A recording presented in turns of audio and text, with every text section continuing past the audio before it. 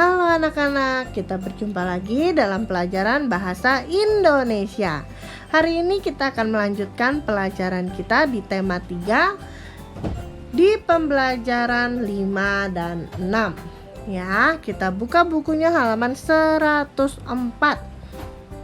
Tolong menolong merupakan kewajiban setiap manusia. Setiap agama mengajarkan hal ini. Perbuatan ini adalah contoh peduli terhadap sesama tanpa membeda-bedakan suku, ras, agama, dan budaya. Nah, anak-anak, kalau kalian mau tolong orang, kita nggak boleh lihat ras mereka, suku mereka, agama mereka, budayanya mereka. Tidak boleh ya. Jadi kita harus tulus pada saat menolong seseorang atau siapapun itu ya. Yuk kita membaca. Bacalah cerita di bawah ini. Pukulan meleset. Ino dan teman-teman akan bermain rounders. Sebelum bermain, mereka belajar cara melempar, menangkap, dan memukul bola. Pertama kali Mia mendapat giliran melempar bola. Ino mendapat giliran memukul bola. Ternyata pukulan Ino terlalu keras. Bola yang dipukul Ino mengenai kaki Seno. "Bagaimana kakimu, Seno?" tanya Ino. "Kakiku terasa sakit," jawab Seno. Ino dan Fandi lalu membawa Seno ke UKS. Di UKS, kaki Seno diobati.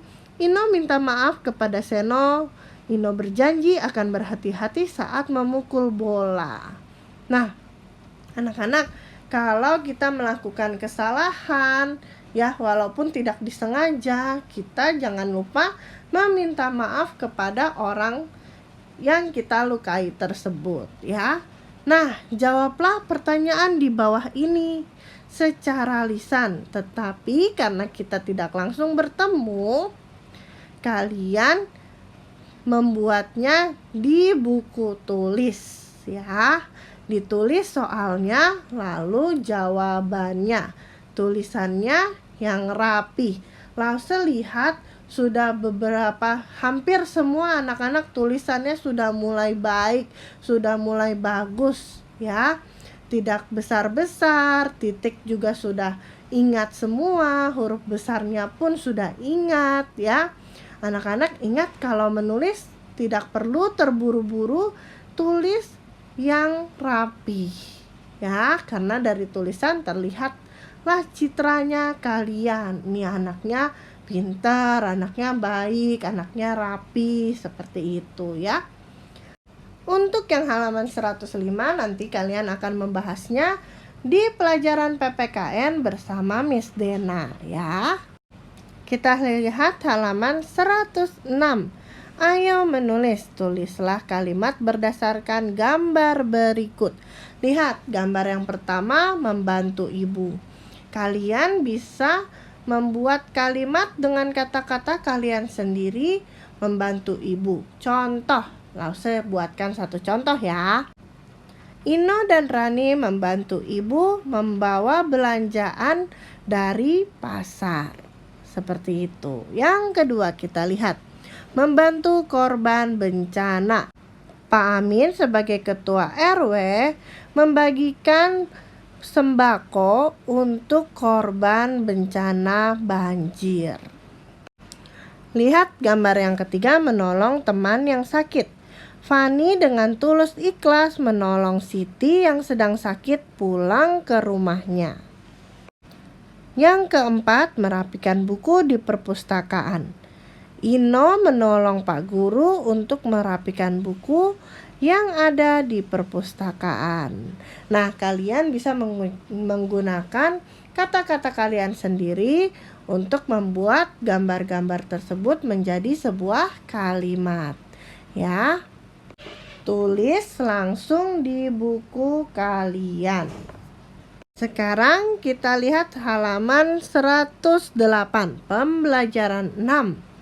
Wah, ini ceritanya cukup panjang, anak-anak dengarkan dengan baik. Setiap agama memiliki hari raya yang disambut dengan sukacita. Hari raya keagamaan memiliki keragaman. Meski demikian, kita harus tetap saling menghormati keragaman antar umat beragama. Ayo mendengarkan, dengarkanlah gurumu membaca bacaan berikut ini. Merayakan Hari Raya Keagamaan. Umat beragama merayakan hari raya. Merayakan hari raya merupakan rasa syukur kepada Tuhan Yang Maha Esa. Terdapat bermacam-macam hari raya keagamaan. Lihat tuh anak-anak, di situ gambarnya adalah suasana hari raya Idul Fitri. Hari raya umat Islam.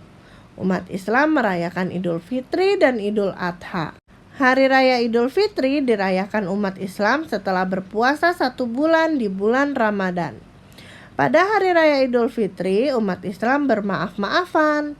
Pada pagi Idul Fitri, umat Islam melaksanakan salat di masjid dan tanah lapang. Ya, mereka mungkin karena banyak, jadi mereka sholat di masjid dan di tanah lapang. Saat Idul Adha, umat Islam melaksanakan kurban. Berkurban dilakukan dengan menyembelih hewan ternak seperti kambing dan sapi. Daging hewan itu lalu dibagikan kepada orang yang tidak mampu. Hari Raya umat Kristen, Protestan, dan Katolik. Umat Kristen, Protestan, dan Katolik merayakan Natal dan Paskah. Kita senang sekali ya kalau saat merayakan Natal dan Paskah. Nah, begitu pula teman-teman yang beragama lain. Pada saat hari rayanya mereka pasti merayakannya dengan sukacita sama seperti kita merayakan hari raya keagamaan kita. Pada malam Natal, umat Kristiani melakukan misa di gereja. Saat Natal, rumah umat Kristiani semarak dihiasi dengan pohon Natal. Umat Kristiani juga merayakan hari Paskah. Saat Paskah ada tradisi unik, yaitu anak-anak berlomba melukis dan mencari telur hias. Ya, kalau kemarin itu tidak pandemi, anak-anak pasti juga merayakan Paskah di sekolah. Kita lihat yang hari raya umat Hindu. Umat Hindu merayakan Nyepi dan Galungan. Hari raya Nyepi dirayakan dalam kesunyian. Umat Hindu tidak melakukan kegiatan. Semua merenung dan berdoa. Nah, kalau umat Hindu ya kebanyakan mereka ada di Bali, itu anak-anak pada saat hari raya Nyepi, lampu pun tidak boleh dinyalakan. Jadi hari raya itu harus sepi sekali. Tidak ada suara, tidak ada aktivitas ya. Saat Galungan tampak penjor atau janur tinggi di sepanjang jalan. Sering dijumpai pula rangkaian sayur atau buah di depan rumah. Wah, anak-anak, ternyata hari raya umat beragama itu sangat bervariasi ya. Ada yang melakukan bermaaf-maafan atau berpuasa dulu, ada yang nyepi ya. Sangat bervariasi. Yuk kita lihat hari raya umat Buddha. Umat Buddha merayakan Waisak. Semua berkumpul di wihara dan berdoa. Di Indonesia, puncak perayaan Waisak diadakan di Candi Borobudur. Pada malam harinya diadakan acara penerbangan ratusan lampion. Nah, anak-anak pernah nggak nih ke Candi Borobudur? Nggak usah dari kecil, sering ya pergi ke Candi Borobudur. Di sana kita bisa melihat stupa-stupa atau patung-patung yang menceritakan tentang Buddha ya. Yuk kita lihat hari raya umat Konghucu. Hari raya umat Konghucu adalah Imlek.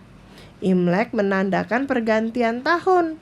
Ibadah dilakukan di kelenteng. Perayaan Imlek umumnya dihiasi dengan hiasan berwarna merah dan emas. Setelah Imlek diadakan pertunjukan barongsai. Nah, biasanya nih hari raya umat Konghucu ini itu adalah hari raya turun-temurun orang Tionghoa ya, orang keturunan Tionghoa. Nah, pada saat Imlek itu kenapa kita memakai baju merah? Itu untuk mendatangkan keberuntungan ya. Dan warna emas itu melambangkan uang, kemakmuran ya. Nah, barongsai itu sendiri itu adalah sebuah legenda ya. Ceritanya dia adalah sebuah legenda yang cerita turun-temurun dari nenek moyang negeri Tiongkok. Ya, itu adalah dianggapnya hewan peliharaan dewa. Nah, kalau ada barongsai datang ke rumah kita tuh katanya kita akan beruntung gitu, tidak terkena bencana. Nah, karena kita sudah mengetahui nih semua setidaknya beberapa hari raya keagamaan teman-teman kita yang lain selain agama kita sendiri, lalu saya harap anak-anak bisa menghormati dan menghargai perbedaan hari raya keagamaan teman-teman kalian yang lainnya ya. Jadi dalam berteman, ingat, kita tidak boleh membeda-bedakan ras, suku bangsa, bahasa, ataupun kebudayaan ya anak-anak.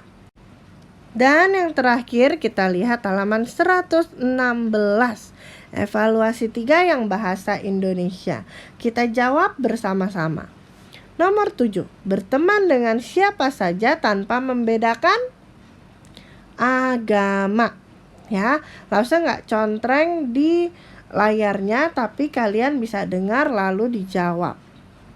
Kita tidak boleh membedakan agama ya anak-anak.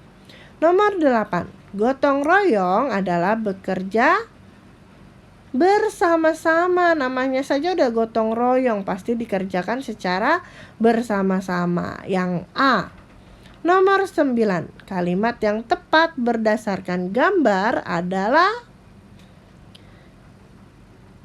sisihkanlah uangmu untuk membantu korban bencana. Yang C jawabannya ya. Sisihkanlah uang jajanmu untuk membantu korban bencana. Nomor 10, kamu akan berangkat sekolah. Ucapan yang tepat adalah Bu, Pak, saya berangkat dulu ya. Jawabannya adalah yang A. Ingat ya anak-anak, saat kita mau pergi kemanapun itu, ke sekolah, bermain ke rumah teman, kita harus bilang kepada orang tua. Kita tidak boleh tidak bilang kepada orang tua pada saat kita mau pergi. Kenapa? Nanti orang tua kita akan khawatir dan itu tidak sopan. Jadi kalau ada orang tua kita, ada papa, ada mama, ada kakek, ada nenek ya, kalian harus bilang. Nomor 11, pekerjaan berat terasa titik-titik jika dikerjakan bersama-sama. Pekerjaan berat terasa ringan jika dikerjakan bersama-sama. Jawabannya adalah ringan. Nomor 12, sesama manusia harus saling menghormati ya. Jawabannya adalah menghormati. Nah, ini adalah pembelajaran kita yang tema 3, subtema 3 kita sudah bahas sampai habis pembelajaran 5 dan 6. Nanti hari Rabu kita akan masuk subtema 4. Ya, anak-anak, kerjakan tugasnya dengan baik. Hari ini kita sampai di sini. Sampai jumpa.